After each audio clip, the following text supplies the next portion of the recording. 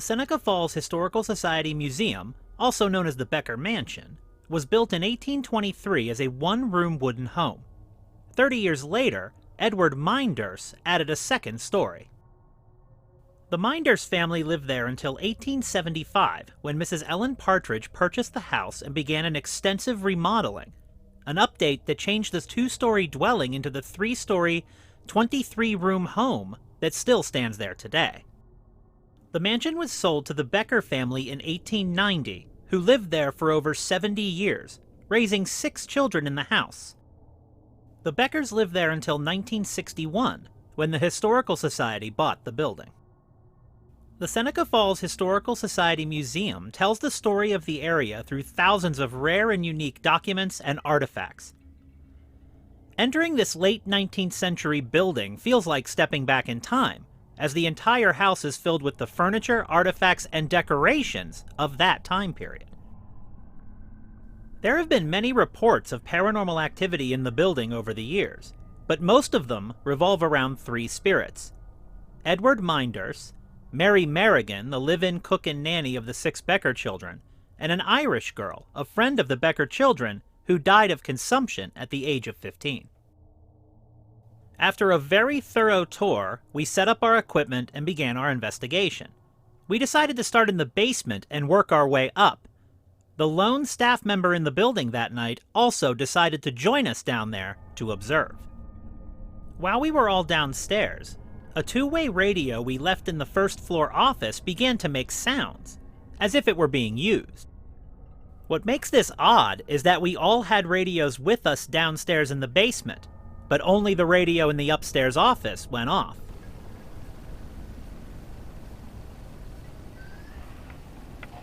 What is that? Do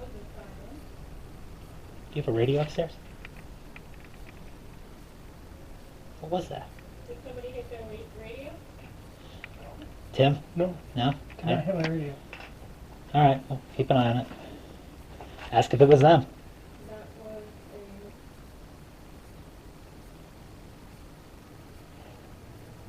No, it's not. What the hell's going on up there? During one of the radio bursts, we thought we heard a voice come through. We couldn't make it out in the basement, but one of our upstairs cameras clearly captured what sounded like a child greeting us.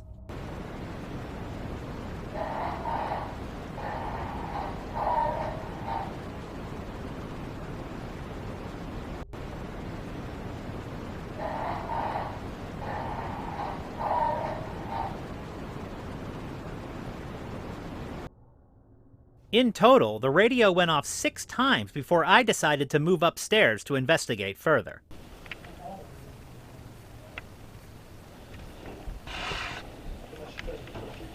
No. Can you do that to the radio again?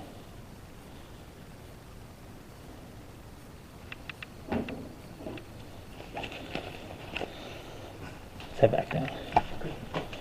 Oh, good call. It does it again up there? Yeah, then we know. Oh boy. Then we know. After spending some time in the office without any additional activity, I swapped my radio for the one that had been on the desk, just in case it was the radio that was malfunctioning. Once the swap was done, I headed back downstairs. Once back down in the basement, the radio went off another 3 times. As before, one of the bursts had a voice in it. The same voice as before, but we cannot make out what is being said.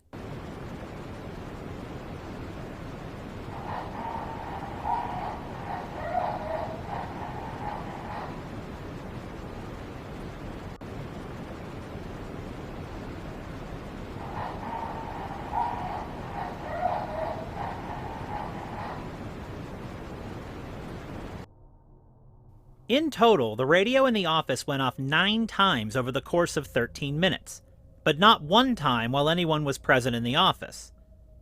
Twice, the burst had the same voice in it, which sounded like a child. Once the staff member returned to the office and we left the basement, the radio remained silent for the rest of the night. We did consider that our radios did not go off since we were in the basement. However, when I attempted to ask the spirit a question through the radio while in the basement, all 4 radios received the message. The radio on the desk went off like 3 times. Yes. Dan, What? it's going off. It's going off again? Yeah. It went off twice. Listen. It's going off again. Yep. Is the radio on her desk? What are you trying to say? After we left the basement, we continued through the rest of the building, working our way up. Like we said to you downstairs, and like we said to you earlier before we started, we are here to listen to you. If you speak to us, the machines that we have will help us to hear you and to understand.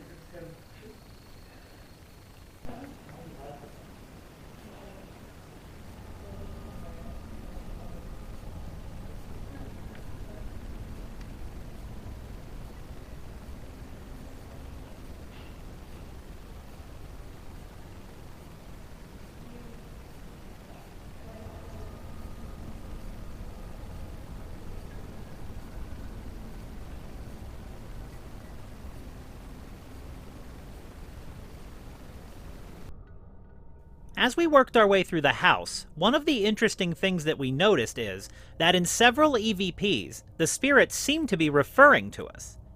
This indicates an intelligent haunt, meaning that the spirits are not only aware of us, but are talking about us and answering our questions. They did this several times in the form of an EVP, which stands for Electronic Voice Phenomena. These EVPs are voices that we cannot hear with our own ears, but our equipment can.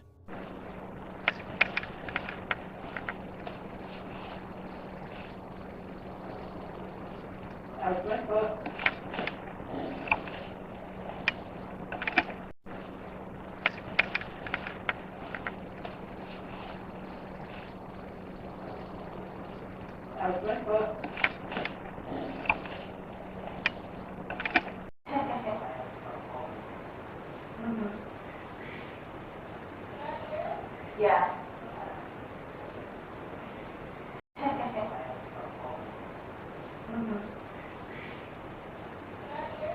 Yeah.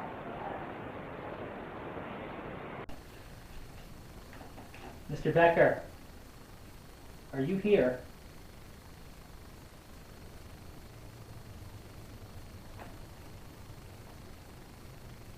What do you think of us in your room? Are there any children with us tonight?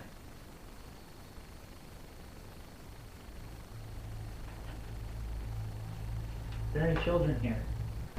Reach out and grab my hand.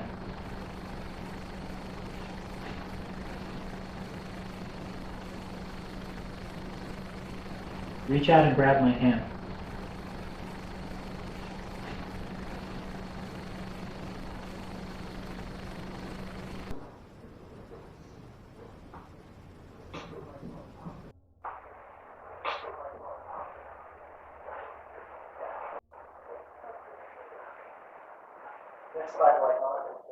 Yeah. Hi, Mary.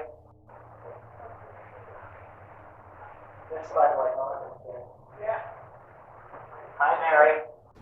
How are you?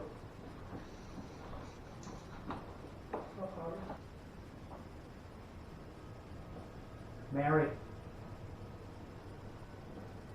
I was sad to hear how you passed away.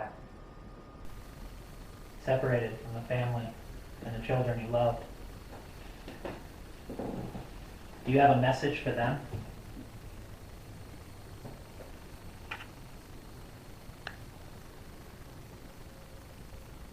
Why did you come back here right after you passed away? Was there something you wanted to say that you didn't get to say while you were alive? I've heard that they've said that you scream. If that's true, scream as loud as you can right now, please.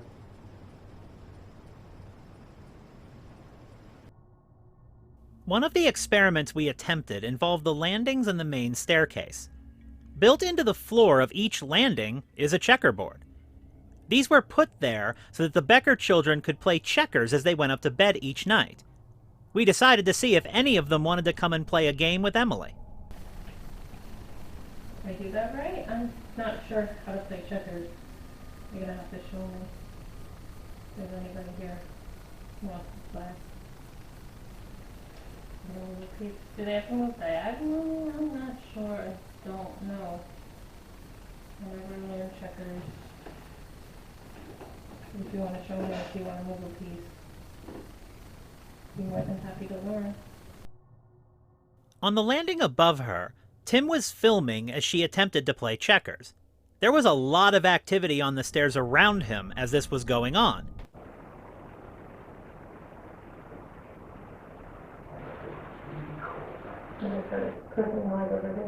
We're really cold.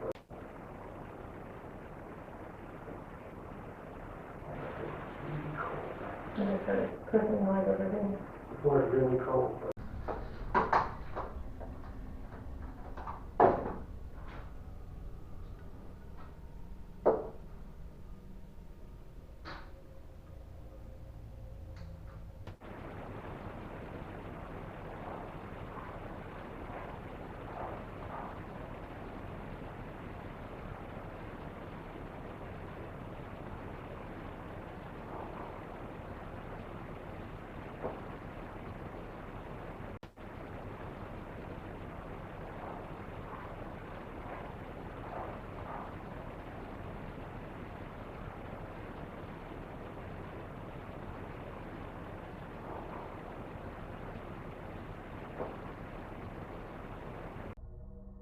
After we concluded the checkers experiment, we separated into different parts of the building in an attempt to get more evidence.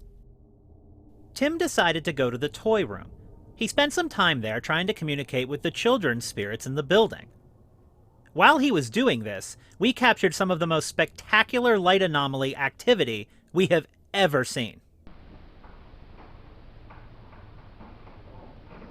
Who's here with me right now?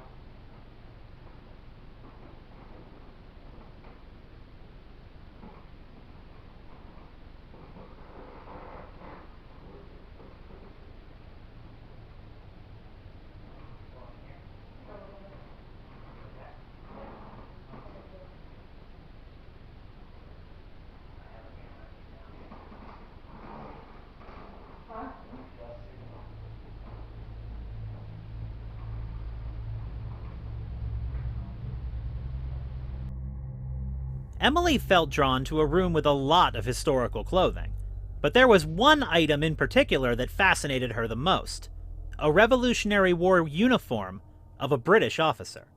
She spent a lot of time in this room trying to communicate. It is still around in the room, in the building. I would love to interact with you. I know that the situation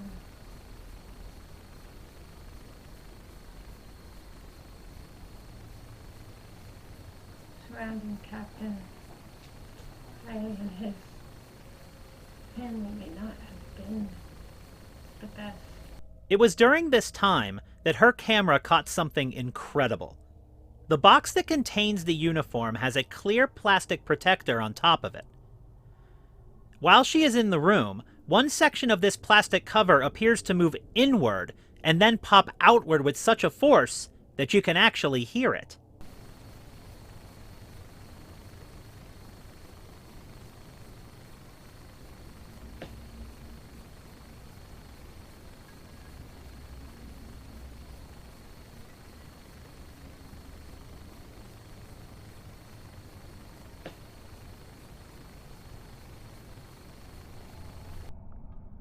This is a closed box. There is no air current or airflow going through it that could cause this reaction. The hard cover had been removed for over 30 minutes, so the plastic wasn't reacting to suddenly being exposed to air. What we find to be the most fascinating part of this is that the plastic moves inward before popping back out, almost like the inhaling and exhaling of a breath. What makes it even more interesting is that there is a light anomaly and an EVP of a whisper almost directly after this event occurs.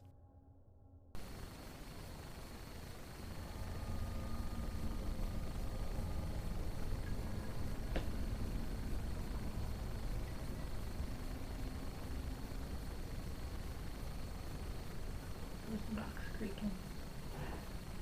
Walking. I was fascinated with the back stairway on the 3rd floor, which is said to be haunted by the spirit of a young Irish girl. She was a friend of one of the Becker children and reportedly died of consumption in the early 20th century. No one knows her name, and I was determined to try to get the spirit to tell me her name. Did you just tell me your name?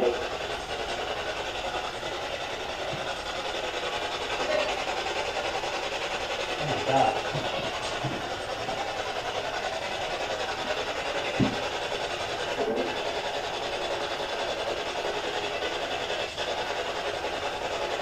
How did you die?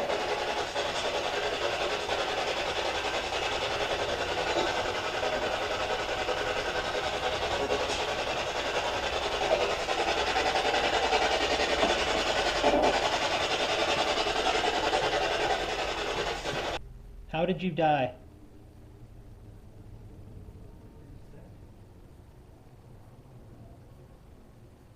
Did I hear you coughing before?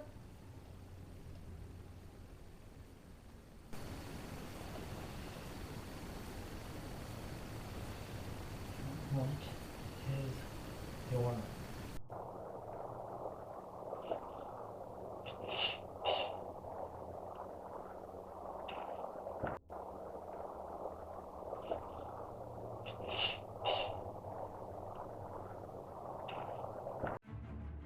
Parts of the Becker mansion look exactly as they did many years ago. The parts that have changed still include many of the artifacts from the family and people who have lived there over the past 150 years. Through our investigation, it is clear to us that many of the people who have lived in this massive home are also still there. Whether they are attached to the home or the objects within is still a mystery. Our time at the Seneca Falls Historical Society showed us what the staff there has known for a very long time. That, while they watch over the history of the building in the area, some of that history is watching over them.